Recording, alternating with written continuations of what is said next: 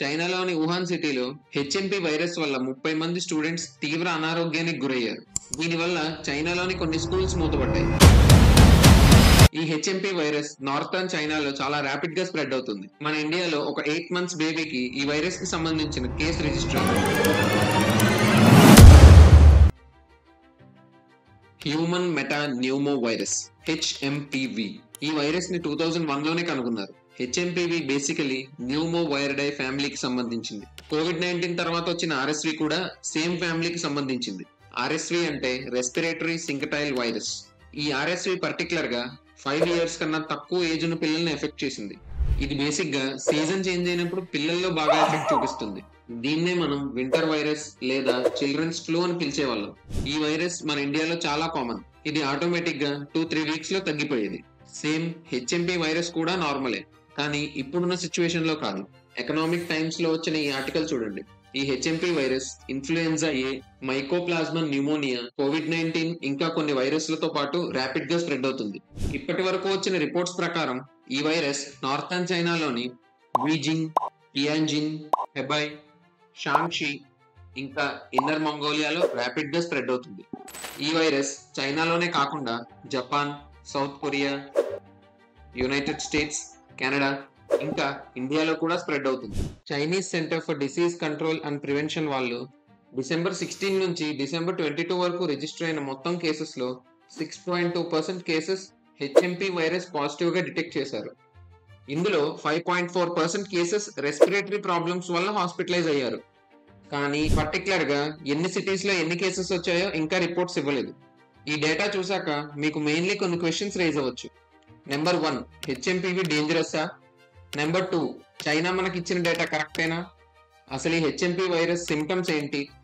అలాగే మనకి రాకుండా ప్రికాషన్స్ ఏం తీసుకోవాలి? ఇంకా ఈ వైరస్ యొక్క సివియారిటీస్ ఏంటో ఈ వీడియోలో చూద్దాం. నెంబర్ 1, హెచ్ఎంపీవి డేంజరసా? ఈ వైరస్ ఇప్పుడున్న స్ట్రెయిన్ లోనే వస్తే మనకి ఎటువంటి ప్రాబ్లం ఉండదు. ఇన్ఫ్లుయెన్జా ఏ ఇంకా మైకోప్లాస్మా న్యూమోనియా మనకి మంచి ఇమ్యూనిటీ ఉంటే మాక్సిమం రావు.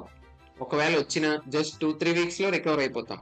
అలాగే మనం కోవిడ్ వ్యాక్సిన్స్ తీసుకున్నాం కాబట్టి ఎటువంటి ప్రాబ్లం ఉండదు. కానీ ఈ వైరస్లన్నిటికీ ఒక పవర్ ఉంది. అదేంటంటే ఈ వైరస్లన్నీ మ్యూటేట్ అవ్వగలవు. ఈ హెచ్ఎంపీ వైరస్ రూపాంతరం చెంది ఒక కొత్త స్ట్రెయిన్ గా మారే అవకాశం ఉంది. మీకు గుర్తుందా, కోవిడ్-19 తగ్గాక కూడా ఆ వైరస్ కి సంబంధించిన కొన్ని వేరియంట్స్ బయటపడ్డాయి. ఒకవేళ ఈ వైరస్ అన్ని కలిసి రూపాంతరం చెంది ఒక కొత్త వైరస్ గా మారితే yes, HMPV is dangerous. Number 2, China మనకి ఇచ్చిన డేటా కరెక్టేనా? ఎందుకంటే సేమ్ ఇలాంటి సిచ్యువేషన్ కొన్ని సంవత్సరాల ముందు కరోనా స్టార్ట్ అయినప్పుడు వుహాన్ లో చూసాం. అప్పుడు చైనా అసలు ఎటువంటి ఇన్ఫర్మేషన్ ని ప్రపంచానికి డిస్క్లోజ్ చేయలేదు. కానీ ఇప్పుడు సిచ్యువేషన్ ముందులా లేదు. మన ఇండియన్ గవర్నమెంట్ ఇంకా వరల్డ్ హెల్త్ ఆర్గనైజేషన్ WHO ఈ సిచ్యువేషన్ ని చాలా క్లియర్ గా అబ్జర్వ్ చేస్తుంది. ఒకవేళ ఏ మహమ్మారి అయినా మళ్ళీ వస్తే అన్ని విధాలుగా మన ఇండియా ప్రిపేర్డ్ గా ఉంది. ఈ వైరస్ యొక్క ఇంక్యుబేషన్ పీరియడ్ 3 to 6 days. అంటే ఈ వైరస్ మీకు సోకాక 3 to 6 days తర్వాత ఎఫెక్ట్ చూపించడం స్టార్ట్ చేస్తుంది. ఈ హెచ్ఎంపీ వైరస్ ఉండే సిమ్టమ్స్ ఏంటంటే దగ్గు, జ్వరం, ముక్కు కారడం లేదా బ్లాక్ అవడం, సోర్ థ్రోట్ అంటే గొంతు రఫ్ అవడం లేదా ఇరిటేషన్ రావడం, బ్రీతింగ్ ప్రాబ్లమ్స్ ఇంకా ర్యాషెస్. ఇందులో ఏమున్నా మీరు ముందుగా డాక్టర్ దగ్గరికి వెళ్ళడం మీకు మీ కుటుంబానికి మంచిది. ఒకవేళ మీరు వీటిని ఇగ్నోర్ చేస్తే మీకు సివియర్ కండిషన్స్ లైక్ బ్రాంకియోలైటిస్ ఇంకా బ్రాంకైటిస్ అంటే మీ లంగ్స్ లో వైడ్ గా ఉన్న ఎయిర్ వాల్వ్స్ ని ఈ వైరస్ నొక్కేస్తుంది. న్యూమోనియా అంటే మీ లంగ్స్ యొక్క ఎయిర్ వేస్ లో ఫ్లూయిడ్ లేదా పస్ ఉండిపోతుంది. దీనివల్ల మీకు రెస్పిరేటరీ ప్రాబ్లమ్స్ రావచ్చు. దీంతో పాటు ఈ వైరస్ మీకు ఇయర్ ఇన్ఫెక్షన్ కి కూడా దారితీస్తుంది. ఈ వైరస్ వల్ల మోస్ట్లీ రిస్క్ ఉన్నది 5 సంవత్సరాల కన్నా తక్కువ ఏజ్ ఉన్న పిల్లలు ఇంకా 65 సంవత్సరాల కన్నా ఎక్కువ ఏజ్ ఉన్న వృద్ధులు. మోస్ట్లీ ఈ వైరస్ వీక్ ఇమ్యూన్ సిస్టమ్ ఉన్న వాళ్ళ మీద అటాక్ చేసే ఛాన్సెస్ ఎక్కువగా ఉన్నాయి.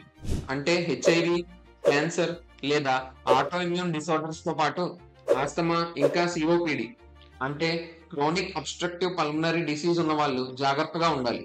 ఈ వైరస్ మనకి రాకుండా ఎలా ప్రివెంట్ చేయాలంటే సేమ్ కోవిడ్ తో ఫాలో అయినట్టే. జస్ట్ ఒకసారి రివైజ్ చేద్దాం. మీ హ్యాండ్స్ ని టైం టు టైం సోప్ తో లేదా ఆల్కహాల్ బేస్డ్ శానిటైజర్ తో క్లీన్ చేసుకోవాలి. మీకు దగ్గు లేదా తుమ్ములు వచ్చినప్పుడు మీ హ్యాండ్స్ అడ్డు పెట్టుకోకుండా మీ ఎల్బోని అడ్డు పెట్టుకోండి. క్రౌడెడ్ ప్లేసెస్ ని అవాయిడ్ చేయండి. బయటకు వెళ్ళినప్పుడు మాస్క్ పెట్టుకోండి. ఇలాంటి చిన్న చిన్న మెజర్స్ తీసుకుంటే మనం ఈ వైరస్ ని చాలా ఈజీగా అడ్డుకోవచ్చు. ఇంటర్నెట్ లో సర్క్యులేట్ అవుతున్న ఈ ఆర్టికల్ చూడండి. జస్ట్ లాస్ట్ ఫ్యూ డేస్ లోనే ఈ వైరస్ కి సంబంధించిన కేసెస్ 529% పెరిగాయి. ఇదే కాకుండా కరోనా స్ప్రెడ్ అవడం స్టార్ట్ అయిన ఫస్ట్ ప్లేస్ వుహాన్ లో 30 మంది స్టూడెంట్స్ తీవ్ర అనారోగ్యానికి గురయ్యారు. అందుకే అక్కడి లోకల్ అథారిటీస్ స్కూల్స్ ని క్లోజ్ చేశారు. Director general of health services doctor Atul Goyal మాత్రం అసలు ఇండియన్స్ కంగారు పడాల్సిన అవసరమే లేదు. ఈ వైరస్ మన ఇండియా కొత్త ఏమీ కాదు. ఇది జస్ట్ వింటర్ సీజన్ లో వచ్చే నార్మల్ కోల్డ్ అని స్టేట్మెంట్ ఇచ్చారు. ఇప్పటికీ బెంగళూరులో ఒక 8 months బేబీకి ఈ హెచ్ఎంపీ వైరస్ ఉందని డాక్టర్స్ కన్ఫర్మ్ చేశారు. ఈ రిపోర్ట్ చూడండి. ఆ 8 months బేబీ జాన్ 2nd హాస్పిటల్లో అడ్మిట్ అయింది. ఇక్కడ ఆశ్చర్యకరమైన విషయం ఏంటంటే ఈ ఫ్యామిలీ కర్ణాటక బార్డర్ దాటి ఒక్కసారి కూడా బయటికి వెళ్ళలేదు. కానీ మనకి ఇక్కడ తెలియాల్సిన విషయం ఏంటంటే చైనాలో స్ప్రెడ్ అవుతున్న వైరస్ యొక్క స్ట్రెయిన్ ఇక్కడ బెంగళూరులో ఈ బేబీకి వచ్చిన స్ట్రెయిన్ సేమా డిఫరెంటా అని. ఈ వీడియో చూస్తున్న వాళ్ళందరికీ ఒక చిన్న మెసేజ్. ఈ హెచ్ఎంపీ వైరస్ కరోనా ఇంకా వేరే వైరస్లతో స్ప్రెడ్ అవుతుంది కాబట్టి మీ ఇంట్లో ఉన్న చిన్నపిల్లలకి వ్యాక్సినేషన్ చేపించడం మర్చిపోకండి.